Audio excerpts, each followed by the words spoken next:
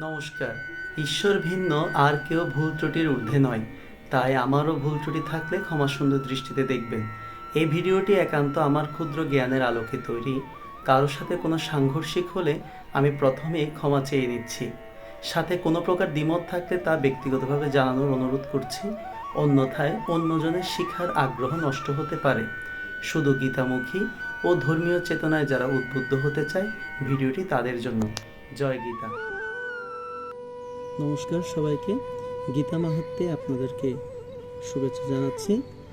প্রথমে আমরা 44 নম্বর শ্লোক থেকে শুরু করছি। সবাই আমরা প্রস্তুত আছি? আচ্ছা, তাহলে আমরা বলি শ্রী ভগবান উবাচ শ্রী ভগবান উবাচ। আমরা সাথে সাথে অর্থটা বলবো। ভগবান শ্রীকৃষ্ণ বললেন। আচ্ছা, উবাচ মানে হচ্ছে বলা, বলেছেন, ঠিক আছে। এবার আসো, গীতা মে গীতা মে হৃদয়ম পার্থ হৃদয়ম পার্থ গীতা মে হৃদয়ম পার্থ। দেখি তোমরা বলো তো। হ্যাঁ, ঠিক আছে। এখন এই সম্পর্কে আমরা বাংলাটা বললি। হে অর্জুন, গীতা আমার হৃদয়, গীতা আমার হৃদয়, গীতা আমার হৃদয়। গীতা আমার হৃদয়।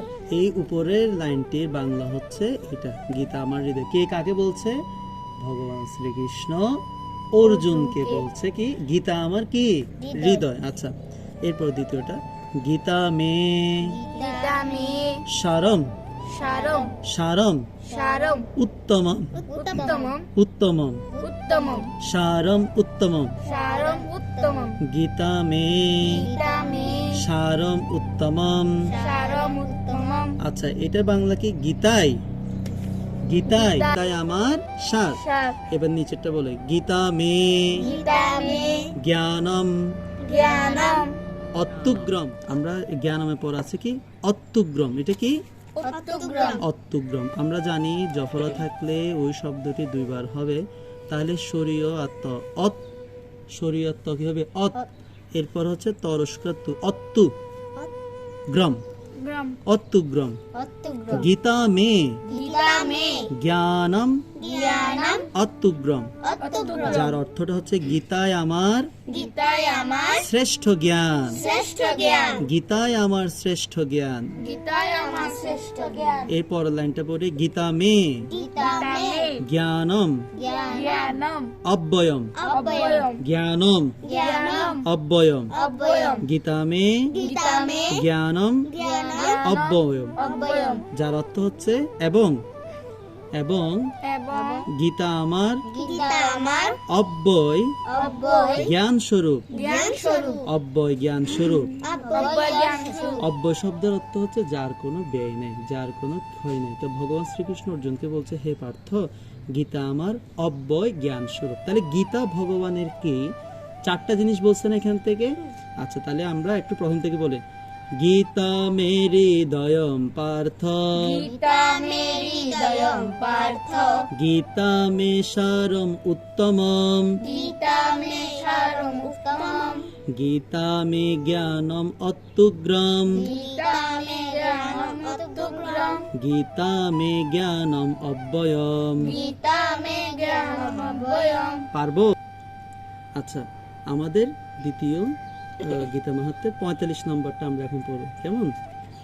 গীতা মে গীতা মে চ চ উত্তমম স্থানম উত্তমম স্থানম উত্তমম স্থানম উত্তমম স্থানম উত্তমম স্থানম। উত্তমম স্থানম। দেখি তোমরা বলো তো। গীতা মে চ উত্তমম স্থানম। হ্যাঁ, এরপরে বলি আমরা, গীতা মে গীতা মে পরমম পরমম পদম পদম পরমম পরমম পদম পদম পরমম পরমম পদম। পদম। গীতা মে গীতা মে পরমম পদম। পরমম পদম। দেখি তোমরা বলো তো। গীতা মে পরমম পদম আচ্ছা, এর আগে যেটা পড়েছে গীতা মে চ গীতা মে চ উত্তমম স্থানম, উত্তমম স্থানম যার অর্থ হচ্ছে আমরা বলি গীতা আমার গীতা আমার উত্তম স্থান, উত্তম স্থান গীতা আমার গীতা আমার উত্তম স্থান। উত্তম স্থান তাহলে ভগবানের সবচেয়ে উত্তম স্থান কোনটি? গীতা হ্যাঁ, পরেরটা পড়ে গীতা মে গীতা মে পরমম পদম, পরমম পদম যার বাংলা হচ্ছে গীতা আমার গীতা আমার পরম পদ। পরম পদম তাহলে ভগবানের পরম পদ কোনটা?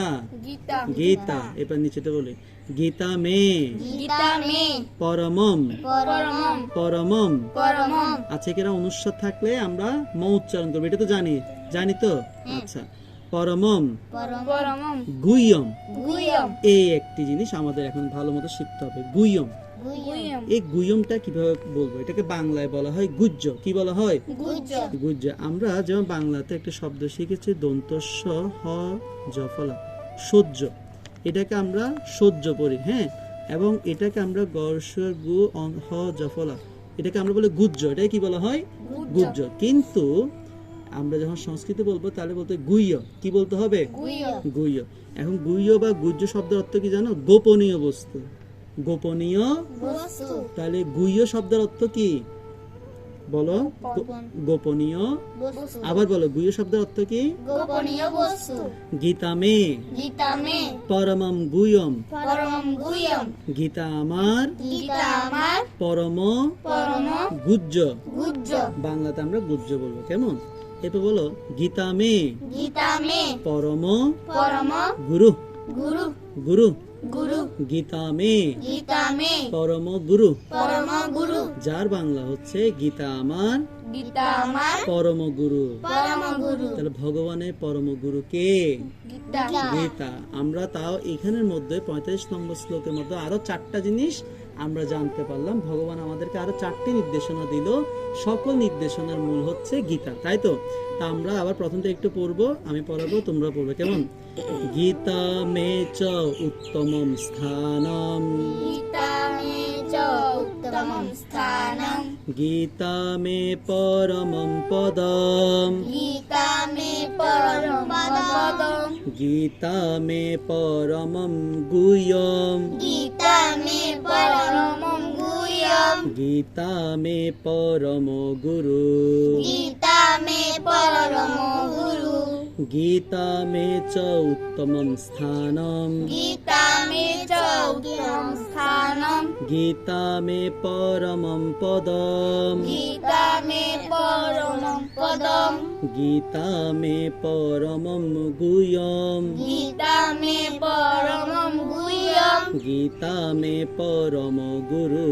গীতা মে পরম গুরু তাহলে আমরা গীতা মাহাত্ম্যগুলো যখন পড়বো সাথে সাথে তার অর্থ সব ভালো করে বোঝার চেষ্টা করব। গীতা পাঠ করার আগে, গীতা পাঠ শিখার আগে আমাদের গীতা মাহাত্ম্যটা ভালো করে বোঝা সবার কি উচিত। তাহলে আজকের মতো ক্লাস এখানে সমাপ্ত। নমস্কার।